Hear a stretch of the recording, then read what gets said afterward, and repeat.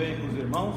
Glória a Deus. Estão dispostos, alegres, renovados em Cristo? Amém.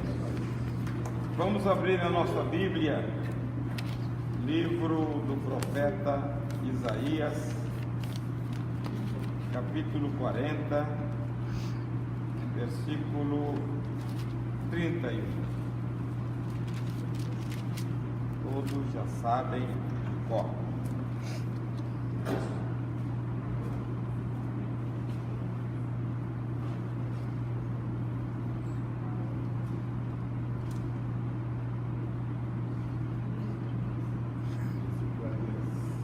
Versículo 31, capítulo 40, versículo 31, que diz assim: mas os que esperam no Senhor renovam as suas forças, sobem com asas como águias, correm e não se cansam, caminham e não se fadigam.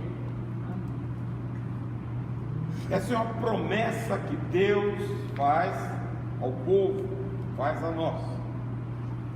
Mas eu quero falar sobre algo que Deus coloca na palavra e que a gente tem que observar por que Deus coloca isso. Há muitos anos atrás, não sei se na Ravina, Lia, que estava lá, nós fomos no retiro de carnaval. Isso foi em 90 ou 91, não lembro não, né? Foi um pastor lá e pregou essa mensagem. Quem foi? Não lembro também. E esse pastor, ele foi lá uns 3 anos pregar conosco. Não lembra também não, né? Meu Deus do céu. Pessoal. Caraca, não, o negócio está no século passado. Hernandes, 3 anos foi lá pregar no nosso retiro, não lembra não?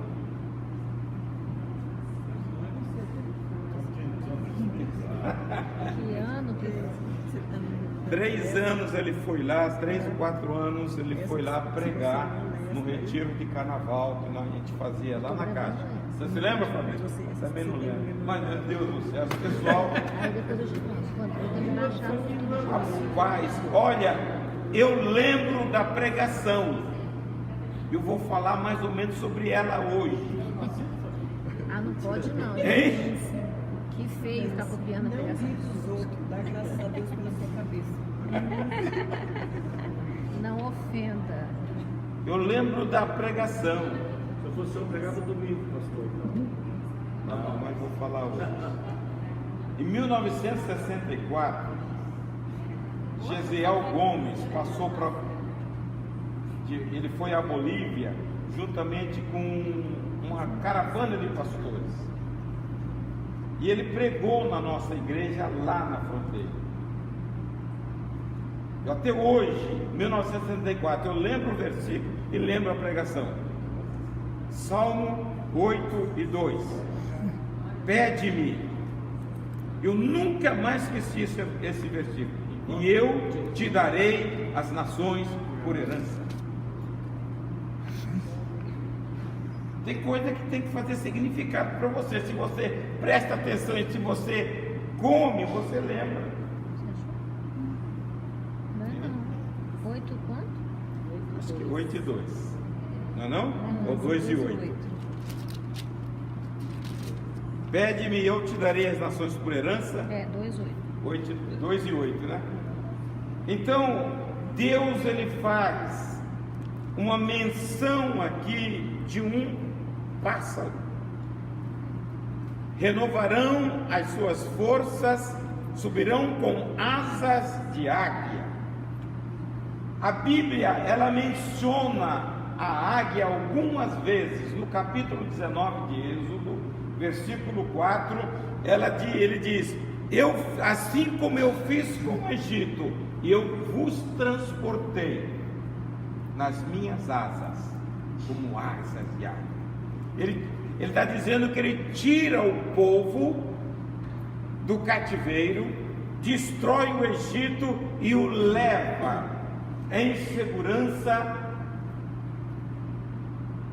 com a proteção das asas da águia. Por que ele fala sobre isso? Nós vamos caminhar aqui, mas a águia ela tem por hábito jogar os filhotes do ninho no penhasco, e eles saem cambaleando porque não sabem voar, e ela desce e pega no dorso e leva outra vez, até eles aprenderem. Hein? Joga mesmo. Primeiro ela destrói o ninho, tira toda a proteção e deixa os espinhos, mas muitas vezes nem isso incomoda o cara, que eles não querem sair. Ela joga e aí desce, e quando eles vão esborrachar, ela protege e leva outra vez, e lá faz o mesmo sintoma. Nós vamos abordar sobre isso mais lá no final. A águia é um animal que voa alto. Ela é um animal que voa muito alto. O crente foi chamado para andar nas alturas.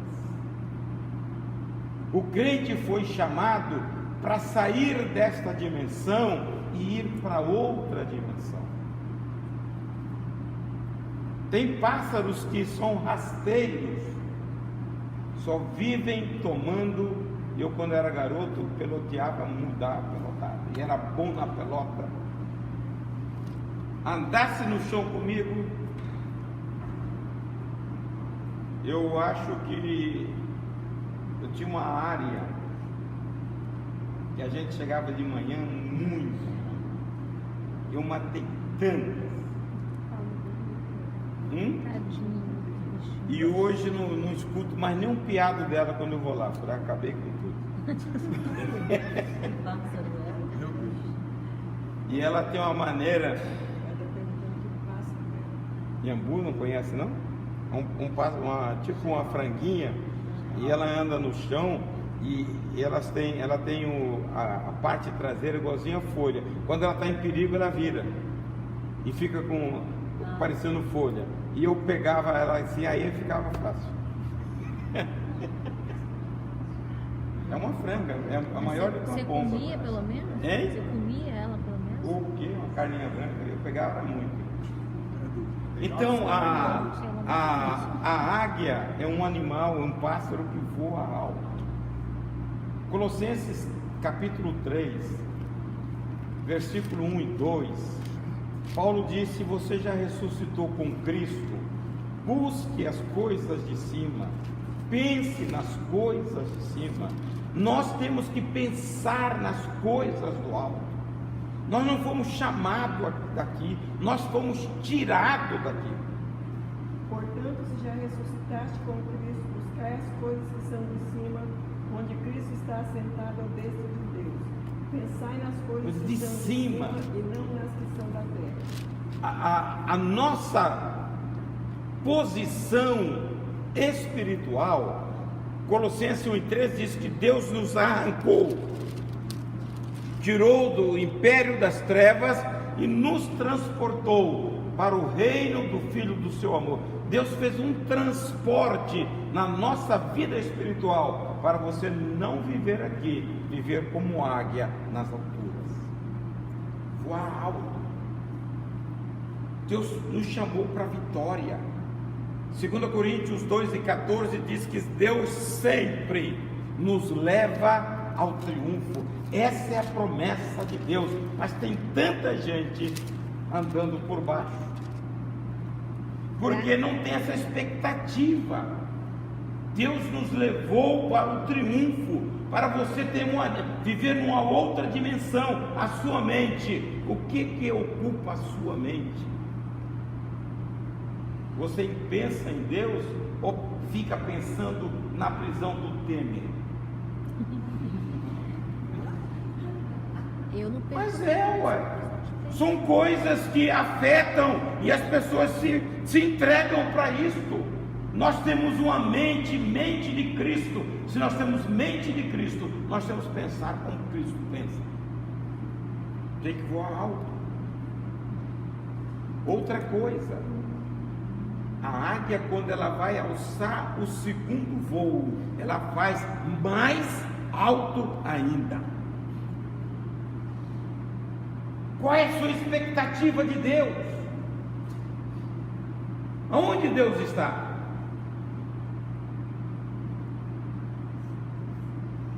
Salmo 116, Salmo 115, verso 16. Aonde é? Onde que Deus está? Você tem que olhar na Bíblia. Hein? A Bíblia diz assim: os céus são os céus do Senhor. Deus está lá. A terra deu aos filhos dos homens, mas Ele os arrancou daqui e nos fez assentar nas regiões celestes. Então você está aqui porque a sua mente não mudou. Se a sua mente mudar, você vai pensar cada vez mais nas coisas de Deus, vai se envolver com ela. Quem subirá? Aquele, hein? Salmo, se não me engano, 15. Não, 15. Quem habitará no teu tabernáculo? Quem subirá ao Monte Santo? Acho que é o Salmo 24. Então, à medida que você alça o seu voo, à medida que você sobe mais, você entra mais em conexão, em comunhão com o Senhor. A águia nos ensina assim. Ela anda nas alturas. A nossa pátria não é aqui. A nossa cidade não é aqui. Capítulo 3, versículo 20 de Filipenses diz que nossa pátria, nossa cidade não é aqui. Então você tem que focalizar, pensar aonde está a sua cidade. Jesus disse: aonde está o teu tesouro? Mateus 6:19. Aí está o teu coração. Se a minha cidade não é aqui, é a cidade celeste, e lá que está o meu coração, a minha mente deveria estar ocupando com estas coisas, e o meu coração se enchendo com ela. Então, você está andando, ciscando por aqui, ou está voando alto? Eu sempre digo o seguinte, eu falo sempre aqui na palavra pastoral: nós não sabemos conviver com a nossa cidadania celeste, porque nós temos duas cidadanias. A que domina a nossa vida é a terrena, e quando nós somos dominados pela cidadania terrena, você está sujeito a todo tipo de trovoada que aqui acontece. Aí fica o cara infeliz, depressivo, choramingando. Mas Jesus disse: busque primeiro, pense primeiro lá. Mas nós pensamos primeiro aqui. E aí a gente sofre porque aqui está sujeito, lá não. Vocês já começaram a pensar sobre reino? Quando na oração do Pai Nosso, Jesus ensinou: venha o teu reino.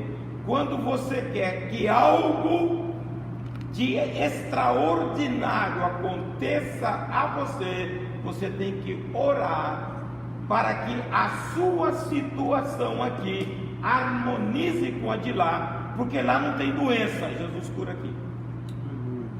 Lá não tem dor, Jesus tira aqui. Vocês estão entendendo? Se você ora com fé, venha o teu reino, vai estabelecer aqui o que é lá.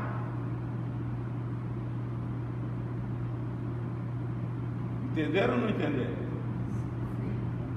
Então, quando há cura na nossa vida, é que o reino dos céus desceu pela minha intervenção. Tudo que ligares aqui Será ligado no céu. você está entendendo? Isso depois dá um estudo.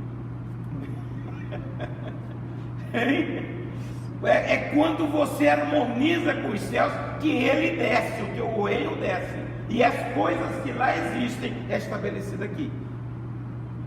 Mas quando nós nos preocupamos com estas coisas aqui, ele deixa de existir para nós. Lá tem paz, alegria, gozo. É que a gente não dá prioridade. O problema todo é esse. A nossa cuca, a nossa cabeça é aqui. A segurança do homem, do cristão, deveria andar nas nuvens como a águia, ou andar no rio sem pé. Mas nós queremos estar pisando. Eu sei o que eu estou fazendo, eu sei que eu estou pisando aqui. As coisas espirituais é no comando do Espírito. Glória a Deus. Então você deve subir cada vez mais. Outra coisa, a águia tem um voo seguro. Pessoas oscilantes, porque você não voa alto. Tem hora que você está subindo mil maravilhas, instante seguinte a pessoa está lá querendo desistir. Nós precisamos, irmãos, ter equilíbrio espiritual, fazer programa na nossa vida espiritual para avançar. Eu sempre estabeleço aquele versículo, capítulo 3, versículo 16 de Filipenses, como um padrão de qualidade. Permaneça naquilo que você já aprendeu, não abaixe o seu nível, programe um voo mais alto, avance. Tem pessoas que estão lá em cima, daqui a pouco está lá no buraco. Você fala, meu Deus, é uma rapidez para passar de um extremo para outro. Quando você estabelece qualidade, aquele programa do Kaizen lá, a melhoria constante dos japoneses, ele era o padrão para você não abaixar a qualidade, programar para subir. O cristão foi chamado para isto, e Paulo fala isso em Filipenses. Fique aonde você chegou. Você chega numa altura, daqui a pouco você despenca, está lá embaixo. 3 e 16. 3 e 16. Mas naquilo que já chegamos, andemos segundo a mesma regra e sintamos A mesma regra. Não perca a qualidade. Aquilo que você experimentou de Jesus, queira mais, voe mais alto. Na minha fala, contudo, caminhamos na medida da perfeição que já atingimos. Já atingimos. Já atingimos uma perfeição. Você estabelece aquela meta e dali você se programa para subir mais um degrau. Não, daqui a pouco escorrega, creio que pode ser, né? Vai lá em cima, depois desce. Pensa bem assim. Hein? Aí semana que vem o senhor aí semana que vem o senhor vai perguntar, o que eu falei semana passada? Ele vai falar, creio que pode ser. Quando era garoto, a gente metia breu na mão para subir, chegava lá em cima, se despencava, faz tudo de novo. Mas a vida cristã não pode ser assim. Deus nos chamou, irmãos. Quando você lê Efésios capítulo 4, a partir do versículo 12, fala que Deus colocou na igreja 5 ministérios, querendo o aperfeiçoamento dos santos, para que o povo de Deus não seja como meninos, levado por toda sorte de onda. Ora, a onda levou, ele está lá em cima, a onda baixou, ele está lá embaixo. Ele não, a proposta de Deus é que o crente ele cresça. Deus nos chamou para isso. Então, alce um voo mais alto. Vai de acordo com o vento. Vai lá e vem para cá. Outra coisa que a águia nos ensina, quando ela vê uma tempestade, ela sobe acima dela. De vez em quando a gente passa por esse fenômeno quando você voa de avião. Você sai de determinado aeroporto com temporal, tempestade, passou a primeira camada de nuvem do outro lado, está tudo sereno, o sol está brilhando, mas aqui embaixo está a tempestade. Como que você prepara para a tempestade?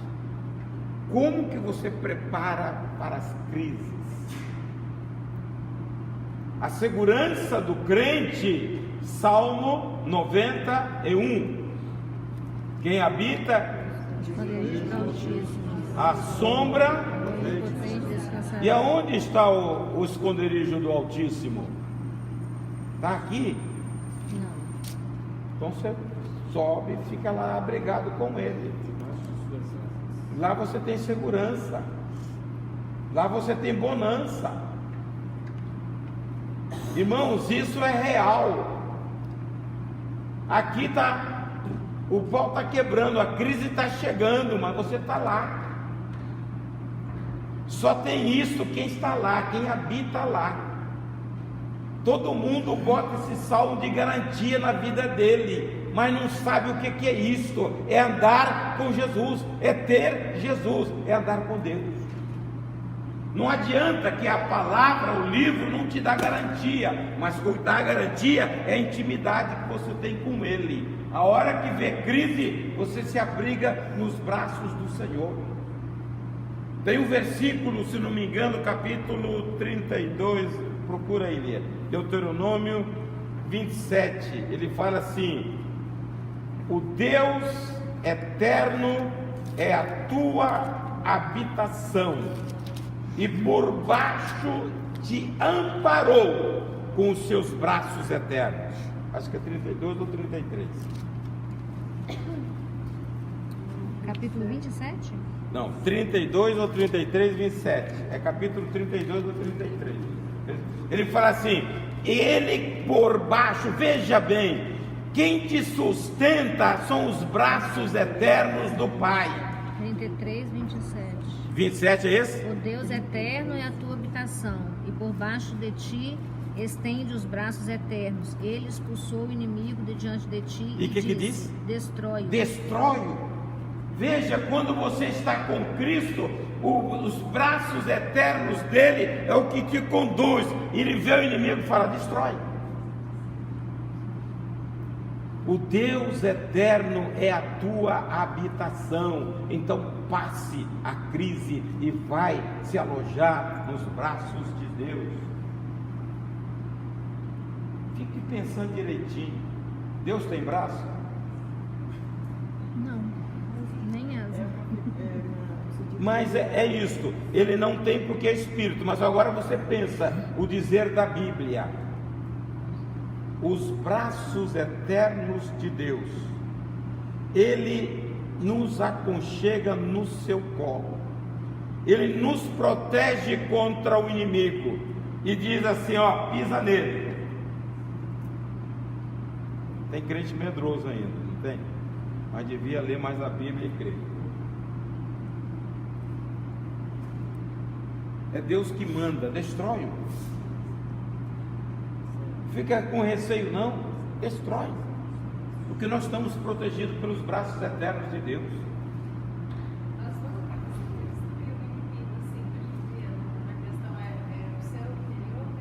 Hein?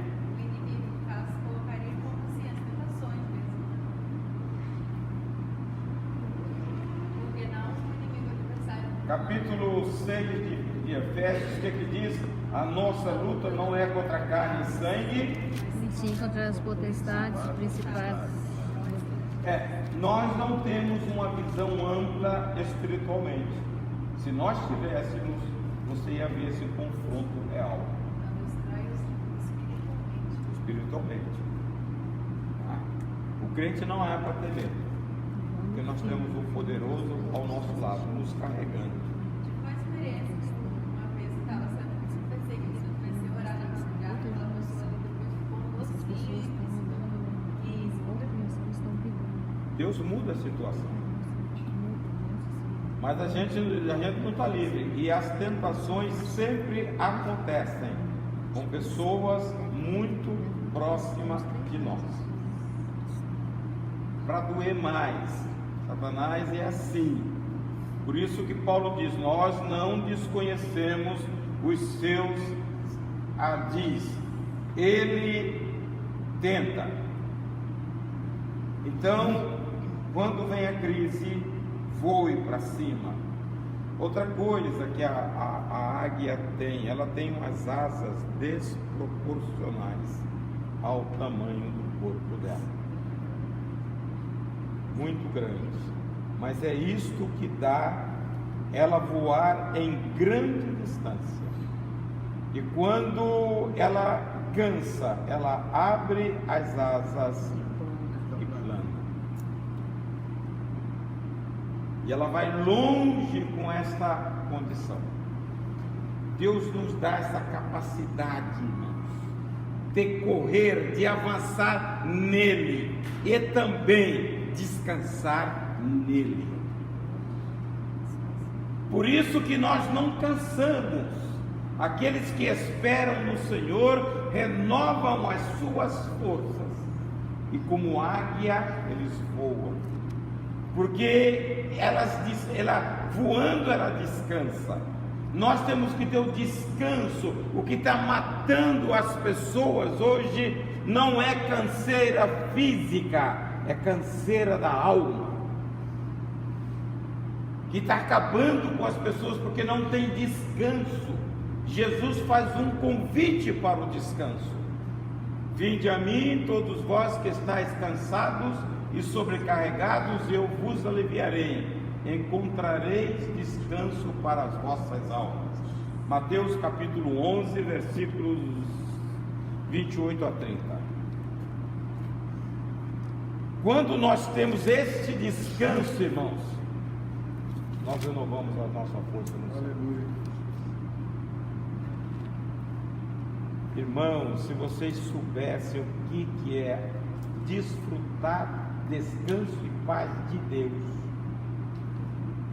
vocês iam para o abrigo dele, vocês voariam mais alto, ocupariam a sua mente com as coisas de Deus, porque Deus dá descanso para quem descansa nele. Esse mundo de aflição, de agonia, mas o crente não está assim. Nós temos uma pátria, nós temos um Senhor que promete descanso. A minha presença irá contigo e te darei descanso. Está lá no capítulo 33 de Êxodo. Se não me engano, versículo 4. Mas não posso acertar tudo também não, né? É 33 de Êxodo. Quando Moisés, no 32, Moisés reclama da presença de Deus. No 33 ele fala: Moisés, a minha presença irá contigo. 33 e 14. E te darei descanso. Nós precisamos do descanso de Deus. A minha fala assim: disse, pois, irá a minha presença contigo para te fazer descansar. Descansar é a presença de Deus. Quando você enche com a presença de Deus, pode vir o turbilhão de problema em cima de você, você descansa no Senhor, você voa, você plana. Mas nós precisamos desfrutar desse Deus, de uma coisa real, e depender dele, não depender de nós. É de Deus, é Deus que nos fortalece, é Deus que nos renova, é na força do Espírito que nós avançamos. Capítulo 30 de 1 Samuel, a guerra de Davi com a destruição de Ziglag. Quando Davi chega, a cidade foi tomada, levaram todos os familiares de Davi e dos seus homens. E eles saem apavorados, eles choram A Bíblia diz que eles choram até não haver nele mais forças. E a Bíblia diz que Davi se fortalece no Senhor. Versículo 6. O que diz aí? E Davi muito se angustiou porque o povo falava Apedrejá-lo. porque a alma de todo o povo estava em amargura, cada um por causa dos seus filhos e das suas filhas. Todavia Davi se fortaleceu no Senhor seu Deus. No Senhor seu Deus. É a nossa força. Estava todo mundo, vamos acabar com esse cara que os nossos filhos foram embora. Ele se fortalece no Senhor. E aí ele toma uma atitude, vamos atrás. A Bíblia diz que ele vai atrás, em nenhuma unha fica com os amalequitas, ele traz tudo de volta, porque ele se fortaleceu no Senhor. Então, se fortaleça no Senhor. Outra coisa que a águia tem, ela voa em retidão. É uma ave que você vê aves que voam circulando, ela voa em linha reta. Isto fala para nós, irmãos, de integridade. O crente precisa ser íntegro perante o Senhor. A Bíblia narra um caso, um fato da história da vida de Daniel. Quando a Pérsia toma o Império Babilônico, ela coloca 127 governadores. E sobre esses governadores ela partilha e coloca 3 pessoas para gerenciar os 120. E Daniel estava lá. E eles ficaram com inveja, querendo tomar o poder. E eles vasculham a vida de Daniel em tudo e não acha defeito, integridade. E eles viram um para os outros, nós vamos só achar isto. Isso está no capítulo 6, se não me engano, de Daniel. Ele só fala, só tem um jeito, é quando ele vai para a cova dos leões, contra a religião. Aí nós vamos encontrar defeito. E ali eles fazem um decreto e levam para o rei assinar. Qualquer que durante 30 dias invocar um outro Deus que não for ao rei, seja jogado na cova dos leões. Mas quem habita no esconderijo do Altíssimo, descansa à sombra do Onipotente. Daniel continuou com a prática. Ele ouviu e viu o decreto, mas ele não se abalou, porque ele estava orando 3 vezes ao dia ao Senhor Deus de Israel. Aleluia. Ele vai para a cova, mas Deus o livra. Agora, irmãos, se vasculhar a sua vida, e aí? Eles vão achar integridade? A Bíblia diz que eles vasculharam e não encontraram. Se esses camaradas aí da Lava Jato vasculhar a sua vida, e aí? Hein? Está com tempo de... Eles disseram, nunca acharemos ocasiões alguma com esse tal de Daniel. Isso é integridade, é voo reto. Como você serve este Deus? Você é tipo Moisés, que eu já falei aqui no estudo, olha para um lado, olha para o outro, não vê ninguém, mata o egípcio.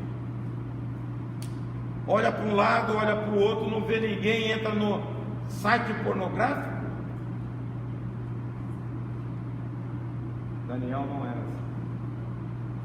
E Deus honra. O 5 fala assim: então estes homens disseram, nunca acharemos ocasião alguma Paulina leu isso. contra esse Daniel, se não procurarmos contra Do ele, seu também Deus. do seu Deus. Veja, e qual foi o resultado Deus honrou a atitude íntegra.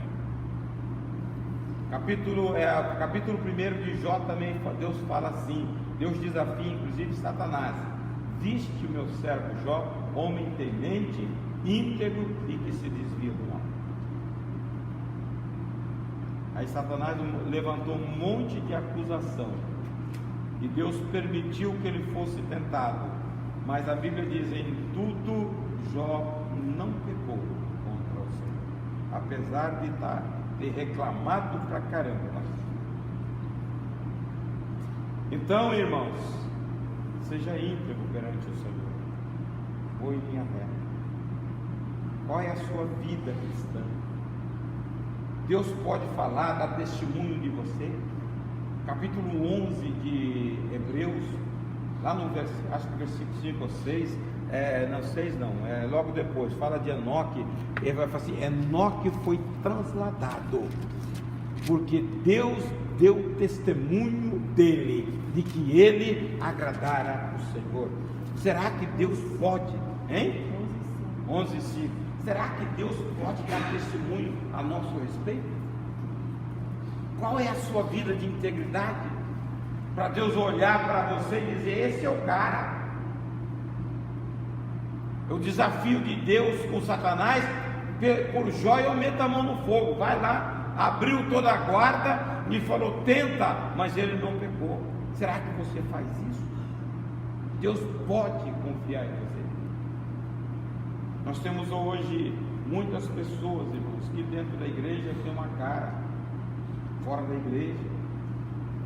Dentro da igreja tem uma cara, dentro do lar é outra. Aqui tem cara de santo, lá tem cara de demônio. Será que Deus pode dar testemunho? Integridade.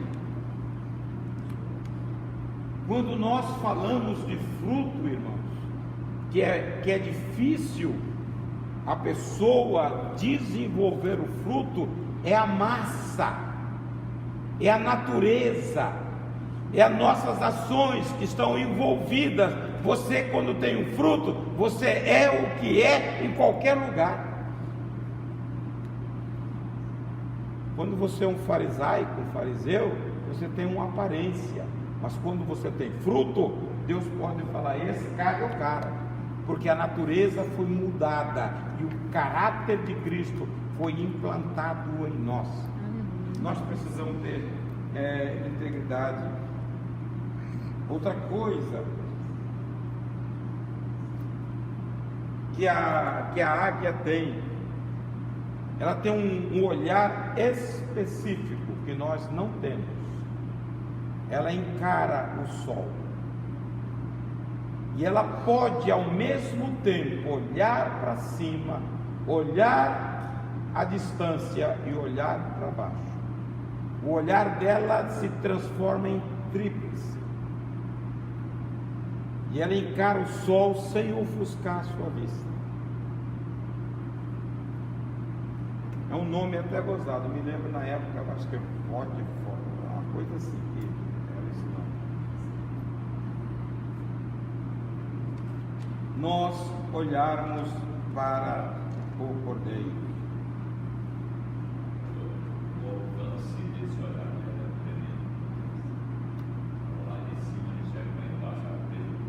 Pequenininha, e ela dá um rasante. Quando ela desce, tá? É um rasante, mas ela pode encarar o sol. Olhando, nós podemos também olhar para Jesus. 12 de Hebreus, olhar para Jesus, autor e consumador da nossa fé. O crente não pode tirar a vista de Jesus. Jesus é um modelo nosso. Jesus é o nosso sol. Quando nós tiramos o olhar de Jesus, você vai andar circulando e sem direção. Quem anda circulando, qual pássaro? Urubu. tem uma paixão por coisa podre. Quem anda circulando espiritualmente também tem. Quem circula muito, roda muito, é que está procurando carniça, procurando coisa podre. O nosso olhar é para Ele. Esse é o propósito, está lá em Filipenses capítulo 3, versículo 14. Paulo, ele falava assim: mas uma coisa faço, esquecendo-me das coisas que para trás ficam, prossigo para o alvo, para o prêmio da soberana vocação em Cristo Jesus. Quando você estabelece um padrão, um foco, você tem um caminho a seguir. Por que muitas pessoas param na trajetória cristã? Porque nós não estabelecemos Jesus como nosso modelo, nós não olhamos para Ele.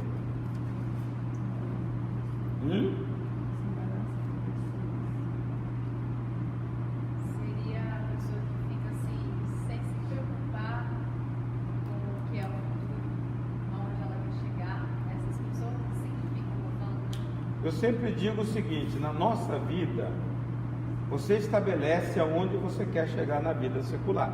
O que você quer ser na vida? E você corre atrás. Na vida espiritual, se você não tem um propósito, um objetivo, um alvo, você também não desenvolve. Quem não sabe onde quer chegar, qualquer lugar tá bom. Qualquer lugar está bom.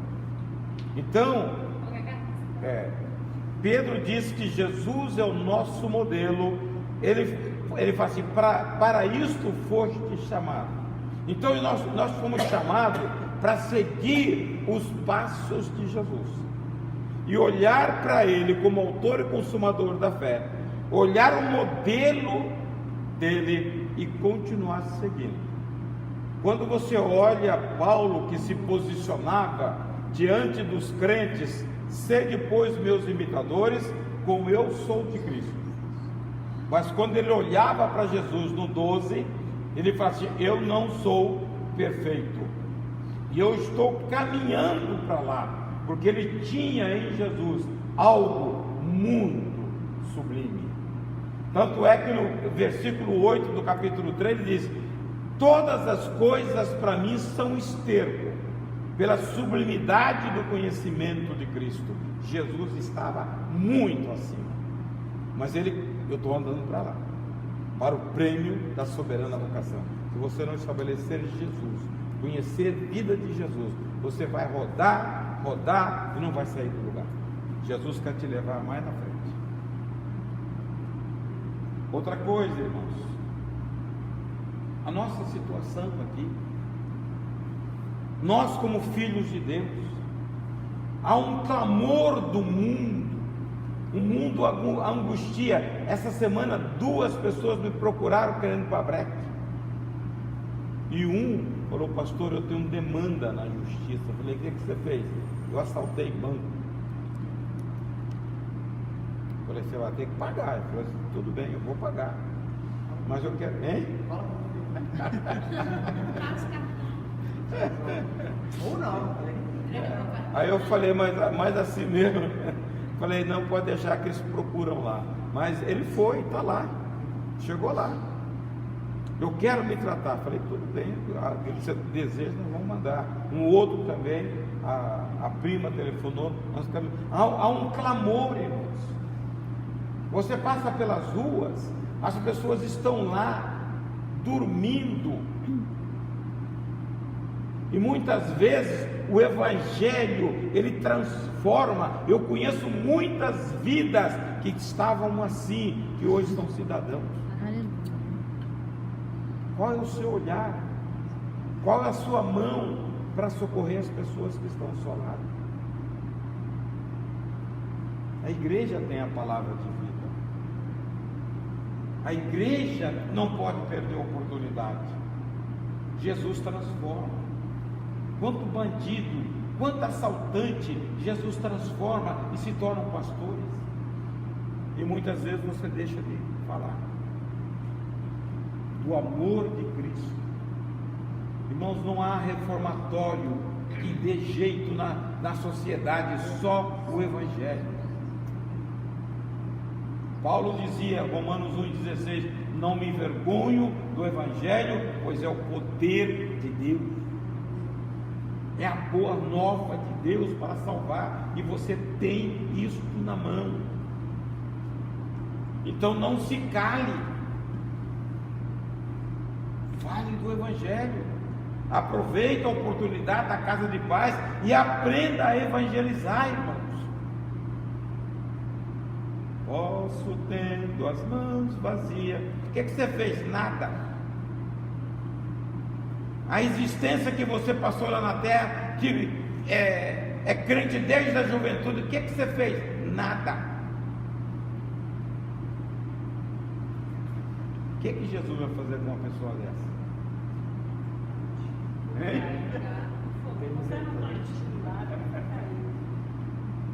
Então é tempo, nós temos que ter compaixão. Está faltando pouco, eu vou só falar uma outra coisa que a águia nos ensina. Jó 39, 27 e Deuteronômio 32 e 11. Vou falar naquilo que nós começamos a falar. Ou é pelo teu mandado que se remonta a águia e faz alto o seu ninho. Isto. E no 32, Deuteronômio 32, 11. Como a águia desperta a sua ninhada, move-se sobre os seus filhos, estende suas asas, toma-o e os leva sobre as suas asas. O que a Bíblia está falando? Tem duas coisas aí que vai atender família. Ela também nos ensina.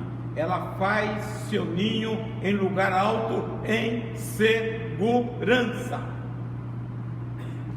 Cuida, protege a sua descendência. Tem pais que não estão nem aí para a educação do filho. Não fala. Ela é entregue. Você entrega hoje numa escola e muitas vezes nem vai lá ver o que acontece.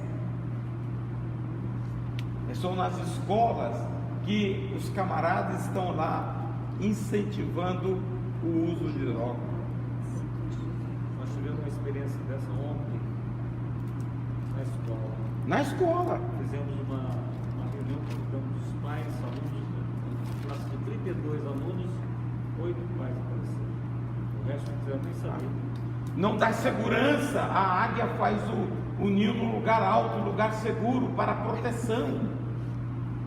Hoje nós temos visto os filhos mandando nos pais. Quem comanda é a águia.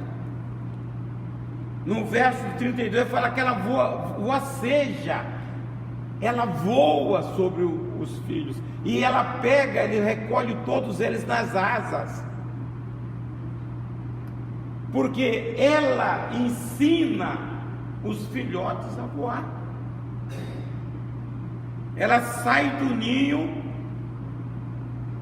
com o exemplo para que eles aprendam. Nós não damos testemunho muitas vezes na nossa casa.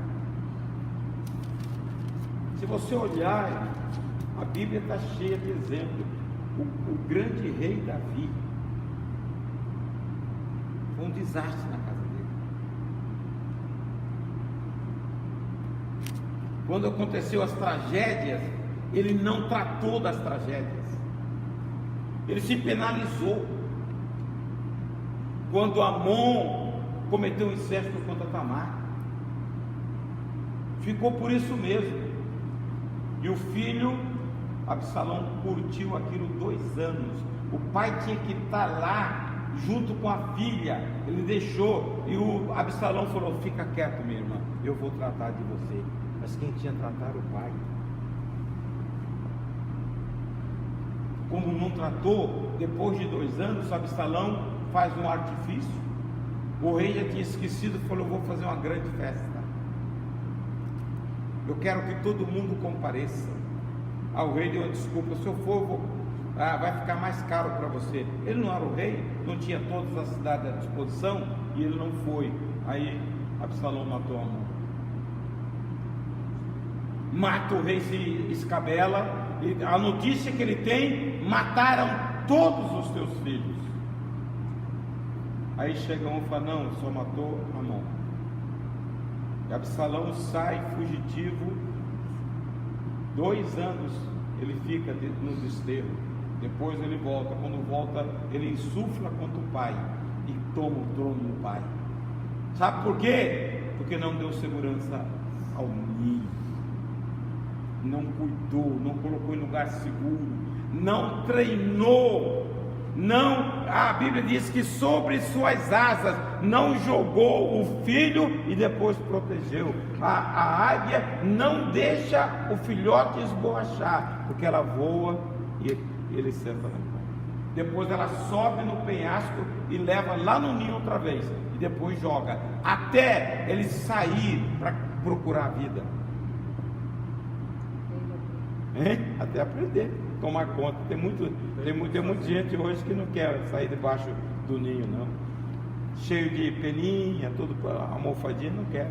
Nós temos que correr, irmãos, atrás, trabalhar cada um, desenvolver a sua vida.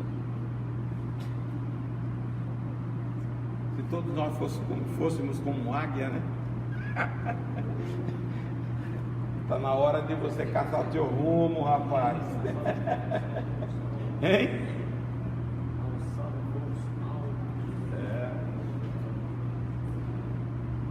Então, a águia traz estas lições para nós. E a Bíblia diz que o que esperam no Senhor, eles renovam as forças. Nós estamos vivendo uma época que o crente precisa de renovação diária. 2 Coríntios 4,16. Paulo diz: ainda que o meu homem exterior se corrompa, o meu espírito, o meu interior se renova dia após dia. Renovação espiritual. Nós precisamos de uma renovação espiritual. Não adianta, irmãos, a força nossa não é braço, é espírito. Se você estiver bem espiritualmente renovado, você enfrenta tudo. Agora, na força do braço, você não consegue nada.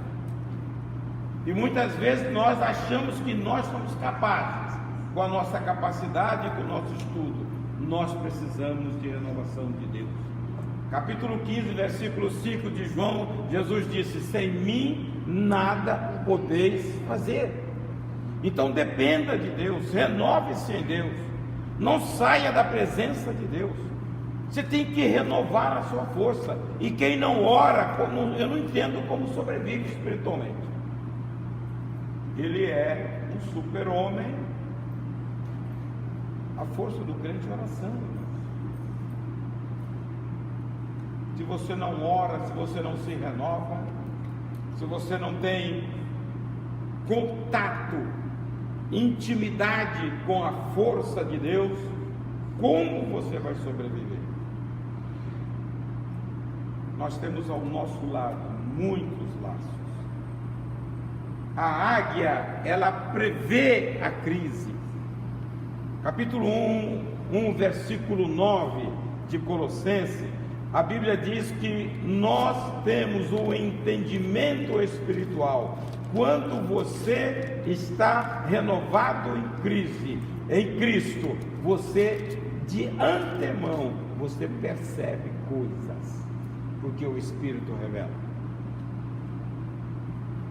Por isso que Paulo diz que os crentes espirituais, eles não, os naturais não entendem os espirituais, mas os espirituais tudo discernem, tudo eles sabem, porque o Espírito vê e fala. Então procure viver uma vida de novo, uma vida de como aquela. Eu fico olhando Josué, Caleb, quando Caleb vai pleitear a terra, Ele fala: eu tenho 85 anos. O meu vigor é o mesmo de quando eu saí do Egito há 40 anos atrás. Dá-me a minha terra que o Moisés me deu, que eu vou conquistar. E qual foi a terra que Caleb conquistou? Era nos montes, É? né? Hebron. Tá? E lá o que tinha? Hein? E o que tinha lá? Hein? Depois virou cidade de refúgio. Virou cidade de refúgio. Mas lá tinha os anaquins, os gigantes. E ele falou assim: eu não preciso de ajuda. Ele foi lá e detonou todo mundo, porque eu tenho o mesmo vigor quando eu saí do Egito. Deus renova as nossas vidas. Aleluia. Amém? Então espera no Senhor. Continue a esperar, continue a renovar, continue a buscar, que você vai ter a força renovada e Deus vai te dar a estratégia de águia para você ver a distância, para você superar as crises, para você viver de vitória em vitória, de glória em glória, como está 2 Coríntios 13:18. Deus nos chamou para isso.